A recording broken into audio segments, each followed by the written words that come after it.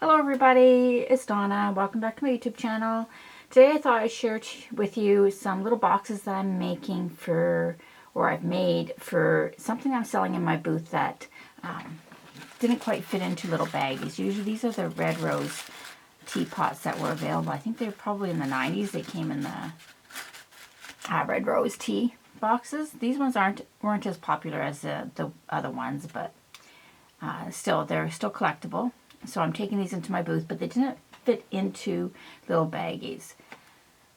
So I decided I would make boxes for them, and it was pretty simple. All I needed to do was figure out the size of these, how wide, how tall, and how deep they went.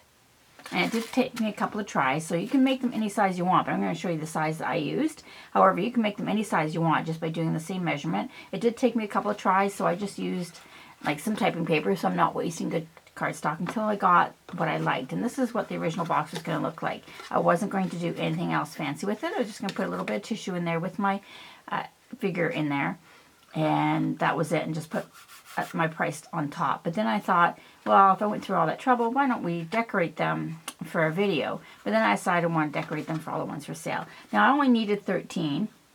I have 12 of them here. This was another prototype, so I could have just used this one, but I want them all the same color. So I'm going to make one more. I'm going to show you how I made them with this was gorgeous grape. Okay, so let's get started. To start, you will need a piece of cardstock, 5 inches by 7. So if I cut it along 8.5 inch side at 7, I was able to get 2 out of each piece of cardstock. Now right now I'm not using anything in particular, but I did want it to be heavier, so I don't know what brand this is. It could be, I don't think it's Whisper White Thick. I actually used more of a cream colored one. This was just in my stash. Again, I don't think it's very vanilla, but very vanilla thick would probably work. I'm just thinking that the thinner cardstock would just be, wouldn't have enough substance to the box, even though these aren't really heavy or anything. But the thicker I think would be better. Okay, so you need one piece 5 inches by 7 inches. And this is just my demo piece. I found it easier to remember by making up a chart. And usually I start this way. And you would just score it. Let me try to get in there a little bit better.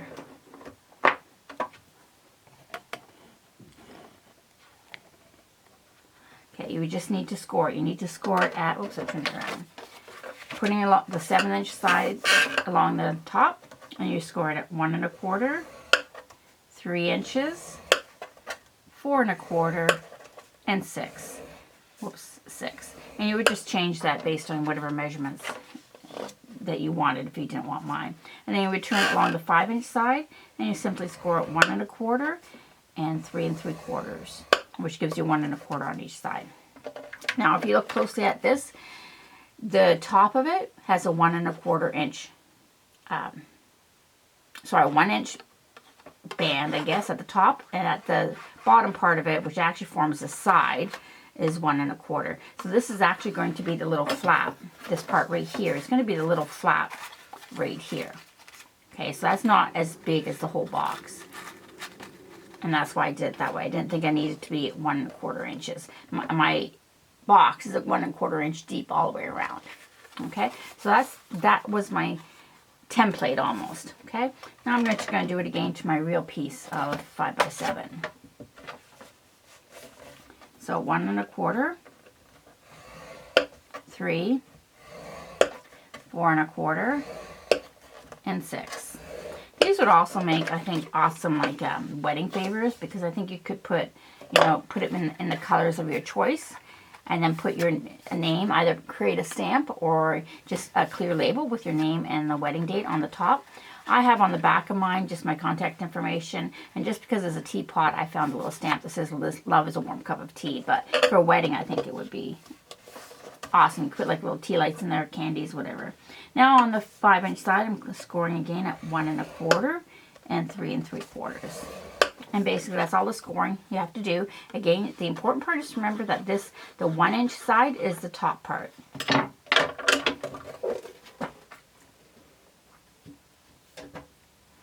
Okay, I don't know if you can see the score lines, but in person you can. It's pretty simple. Okay, now this part here, this is folding up, that's going to be the top. of the little box. So that's going to be that part, which I'm going to put a sign on. And then this would, or a stamp on, would be the bottom of the box, okay? So I'm going to fold it over. Actually, I'm going to keep it this way. And make it be like the top, like that. I know it's weird. It's just the way, whoops, the way I wanted the indents to go. But either way would work.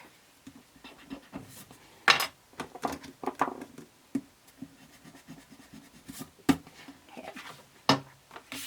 Just so I don't get confused, this is the top. And this is where Love is a Warm Cup of Tea would be stamped. Okay, I'm not stamping that yet. Actually, I can stamp it now. It doesn't make any difference. I can find my stamp. I'm going to stamp with Memento. Now, the stamping, I'm not really concerned with the stamp set that I'm using because it's actually a retired stamp set because it's what I had. However, you could use anything that has small images, like leaves. You could, like whatever image would work for you, you can use. There we go. Love is a Warm Cup of Tea.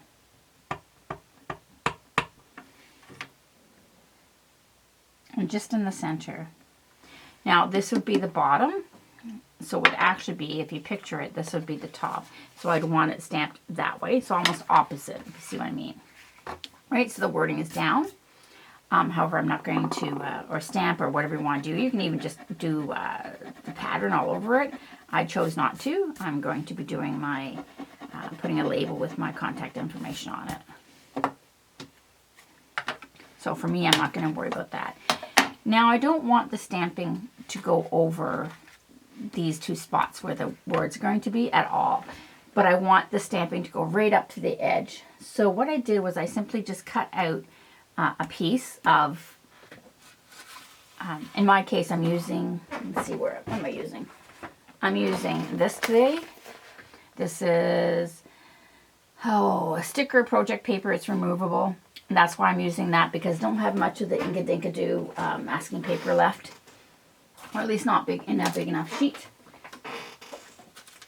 And I need that to be, it's just a rectangle, so it's pretty simple. So this is 1 3/4 inches by 2.5. So I just need to cut 2 of them. When I did mine, I'm just, sorry, you're not going to see me because I'm off camera, but when I did mine, I did enough to do like 3 of them, so I did 6 of them.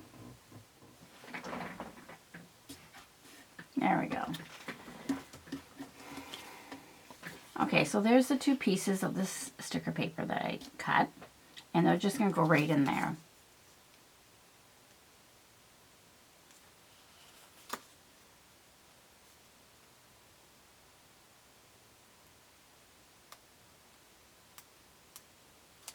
Now, this is sticker paper. It's meant to come off. It's not supposed to be permanent.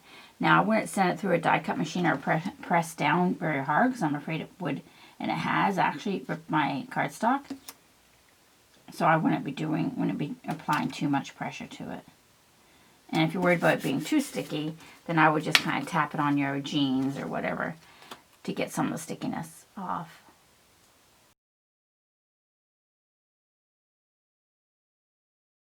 Okay, now we're going to do our stamping. I have my stamps already on my block laid out. These were actually meant to layer on top of each other, but I'm not worried about details. It's just to add color to the box. It wasn't to add like a lot of detail to it. Or detail that you would make sense. I don't know if that makes sense. It was to add color. So I just did all the flowers separately. And it was easier to put it all on one block. You don't have to. You can just put them and stamp them separately. But for me, I could stamp 4 flowers all at once. So it made just a little bit quicker. So she went ahead, well, 13 of them. I imagine if you had this for a wedding and you had to do them, you'd want to take all the shortcuts you could. Now, because I'm stamping on this, I do want the stamping to go right up to the edge. So I want to make sure, and I want a crisp line. So I want to make sure some of these flowers are actually on the edge. Now I'm actually going to stamp on a piece of scrap paper with a mouse pad underneath.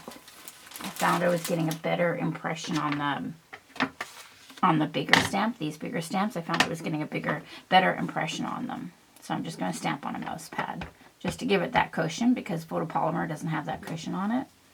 And usually, generally, I start right in the center so I don't have bare spots in the center. Now I am going to stamp leaves in between.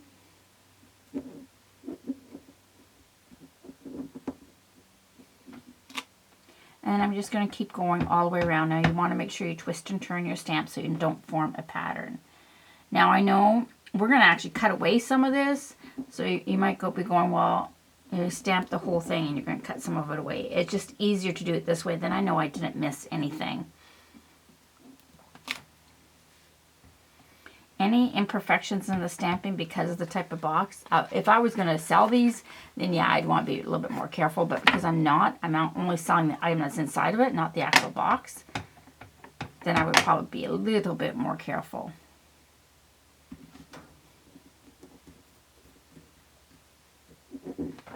So again, see, I want to be right over some of the edges, so when I peel that off, there's a definite line there.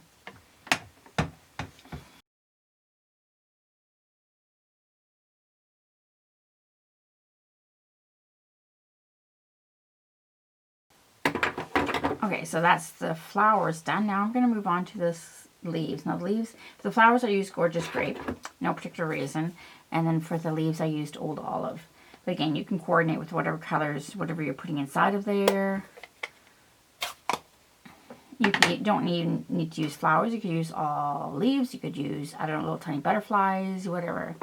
Now the leaves I did separately just because I wanted to fill in the spots. But it's the same thing. I want to be very cautious of the lines to make sure that I am getting things over the lines, including the edge. Now for this one I have 3 types of leaves. And again, you want to keep twisting and turning so you're not getting the leaf going in the same direction, because you don't want a pattern forming, because then you have to stick to that pattern. Otherwise it'll look a little odd.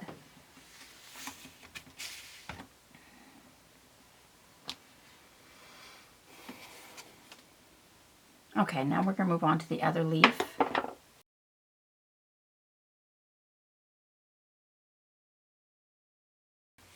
Okay, I think that's all I need for stamping.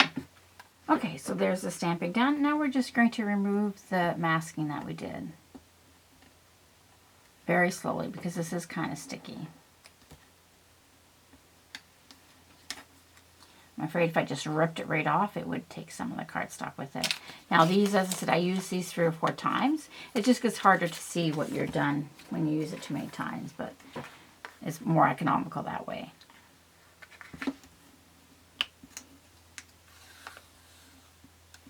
And there we go. Doesn't that just look cool? I think I'd like to do it just on the card. Okay, so that's the top. This is the bottom part. This is the top. So when it comes over, it's going to fold over like that. So now we have to do some cutting.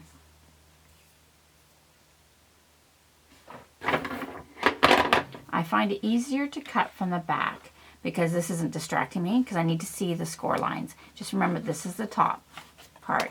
So if you looked at the template I did, this is the top part. So this part here is going to be cut away, and the other ones are going to be cut to form the sides of it, of the box. So the first thing I'm going to do, this is the top, is we're going to come down here, and there is a score line, right? There's 4 score lines. We're going to cut along the first 3, but this middle piece, I want it to stay relatively straight. Hope that made sense. So I'm going, and I don't want the score line showing. That's just personal preference. It doesn't really matter. You can go right on top of it. It doesn't really matter. But I don't want it showing, so I'm just kind of going right along the edge of it. Right there, up to the first score line. And I'm going to do the same thing along this edge so that the score line is on the other piece. Okay? And then this one. This one doesn't matter as much because I'm going to cut it away. Okay, now these are going to form the flaps that are glued down. So we don't need to, but it makes it less bulky just to cut a little wedge going inwards. See, like that on these 2 pieces, not this one. This one I want to stay pretty flat or straight.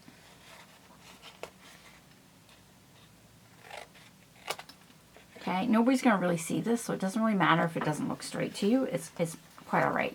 But now, because I don't need all that bulk inside, I'm just going to snip off a little piece off the top. I don't know, half of it or whatever. And that's what that side looks like now. Now I'm going to flip it around. I'm going to do the same thing. I'm remembering it. This side I want straight because it's going to be on the outside. So I'm just going right up to that score line. just on the inside of the score line, just so it's not showing. This one doesn't matter as much because this piece isn't going to be, it's going to be cut away. And then I'm doing the little wedges. Hopefully this, you shouldn't really pull them, but that's what I'm doing. Usually if you cut it right to the top, they'll just fall away. But and again, I don't need these to be so, oh, I forgot that one. Oh, and I just did the score. If you notice what I just did the score, the corner on this one, on the one I didn't want. So you don't really want to do what I just did there. You want that one to stay flat. It's not going to make a difference. Nobody's going to notice it except for me. You want this one straight because it's going to be on the outside. But I'm not doing it over, so. Okay, so that's what we have now. Now we're going to turn it to the top, and we're just going to cut along that score line just to the left of it. So that, again, just so it's not showing, and we're going to cut that piece away.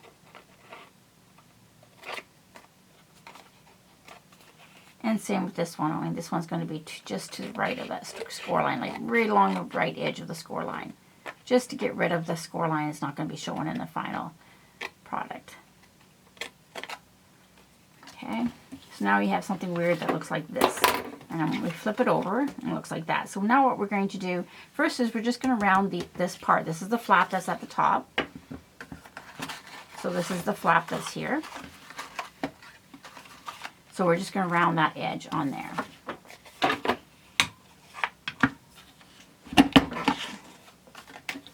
With my corner rounder. I think that just finishes it off. Again, you don't need it. You can maybe just cut. But I think it finishes off the box. Okay, so this is what is left. Now we're going to add some, I'm using Tear tape. I don't think a tape runner would hold it. Maybe glue. I was using glue at first, but I just find it was easier for me not to have, oh, this one I didn't cut off those things. Oh, I'm really screwing up on this one. Again, both sides need to be flat or short. Don't need to be, just this way it keeps the bulk down on the inside. Okay, now these, the 4 that we cut, the 4 little pieces, we're going to put some Tear tape. If you have enough room for 2, put 2 pieces. If not, just put the 1. Or you could glue it. I just find this is less messy.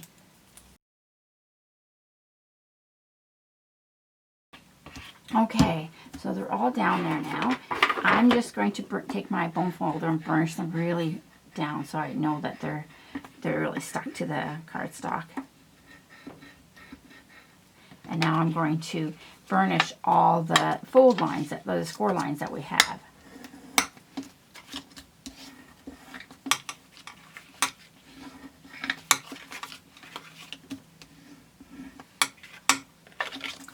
Downwards and then on each side. I just found this was easy. You could do it before you did all the cutting and that, but I just find this is easier to do the stamping and the cutting while it's still relatively flat.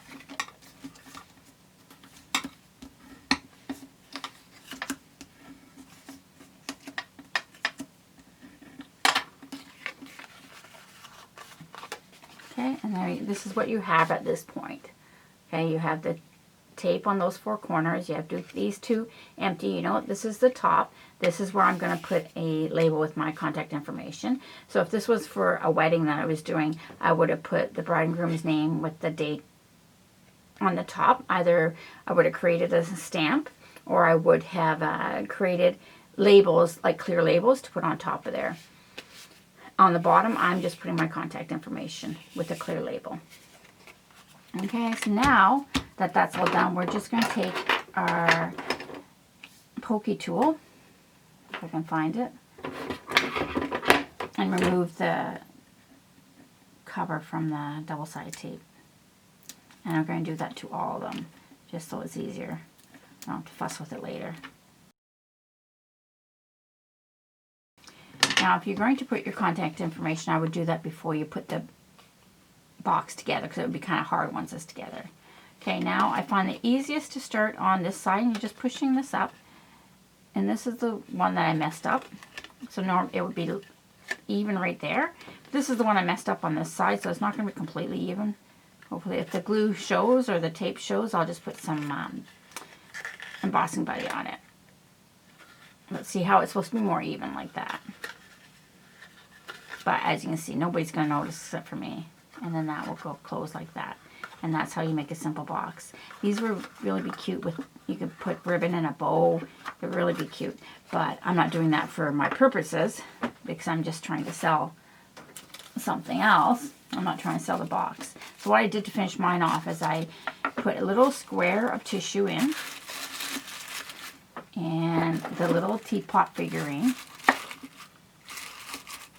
And then close them up. Now I'm going to add, obviously I have a price tag that goes on them as well. But they will sit on my showcase and at my booth. Just open like that. But that way people have a little box and I can sell them like that and they're not going to get confused with other product. And when something's that small, it's hard for me to put a price tag on it. And everything at my booth has to have a label or else they will not know who the seller was. Okay, so there are all 13, I think there was, of my little boxes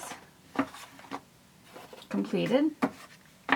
It really, once I got the original design down, it really did not take me that long to do at all, like literally, because I did everything assembly line, cut them all out, scored them, stamped them, cut the sides, put the tape on, and all that kind of stuff. It was really quite easy and quick to do. Okay, so I hope you enjoyed this video. I hope that you will give me a thumbs up. I hope that you will subscribe and click that bell icon if you would like to see more of my videos.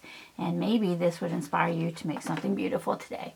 Please subscribe and hit that bell icon to be notified each time I upload a new video. Thanks for watching and stay safe.